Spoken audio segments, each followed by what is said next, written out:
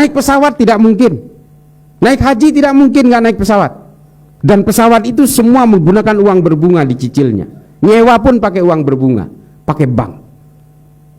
Makanya saya heran kadang-kadang ada satu ajaran yang mengharamkan orang kerja di bank, dia memilih berhenti, tapi kemudian jadi supir Grab.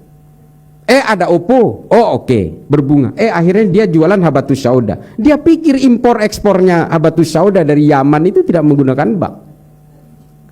Ini anomali peradaban manusia yang kemudian menjebak kita karena kita betul-betul terhantui oleh otentisitas.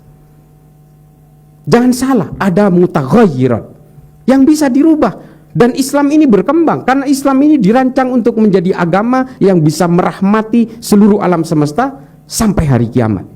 Kalau kita stagnan di abad pertengahan, sampai nggak kita ke hari kiamat menjadi rahmat? Nggak bisa. Apalagi Islam diglorifikasi sebagai bejana untuk kebencian, caci maki, kekerasan.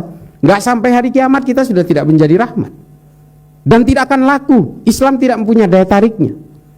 Orang masuk Islam karena ingin menikahi perempuan Islam yang cantik, bukan karena ketertarikan spiritual.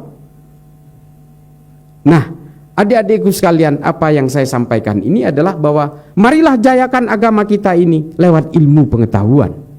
Kalau lewat jalur politik, apalagi dengan mimpi-mimpi khilafah yang didengung-dengungkan oleh Hizbut Tahrir, oleh Ikhwanul Muslimin dan sebagainya, ini pada akhirnya akan membawa dekadensi terhadap dunia Islam sendiri. Karena impian-impian daulah khilafah Islamiyah inilah kemudian yang menciptakan firqoh-firqoh berbasis kekerasan, karena mereka ingin mewujudkan satu gerakan revolusi seperti yang ditulis oleh Said Qutb dalam Ma'lim fil Thariq. Perlu saya kasih gambarannya kalau ada yang belum tahu tentang Ma'lim fil Thariq. Kenapa saya kemudian sadar bahwa saya ini betul-betul dibohongi oleh Ma'lim fil Thariqnya Said Qutb? Setelah saya baca bukunya Lenin, namanya L'état et la Révolution, State of Revolution. Ternyata Said Qutb membuat Ma'lim fil Thariq itu sama persis dengan State of Revolutionnya Lenin. Cuma yang ini versi Islam, ini versi komunis. Itu aja. Kalau di dalam Lenin itu istilahnya revolusi, kalau Said Qutb mengistilahkan dengan jihad. Kalau Lenin mengistilahkan sebagai vanguardism, avant-garde, kesatuan kecil sebagai motor pemantik revolusi, kalau di dalam Ma'lim fil Thariq disebut dengan toli'ah. Protokol-protokolnya sama, tahapan-tahapan marhalahnya sama, semuanya sama. Revolusi mental dan revolusi akhlak sama, dan penguasaan negara sama, tekniknya sama. Lalu saya kemudian berpikir, Said Qutb ini adalah politisi, bukan seorang ahli agama.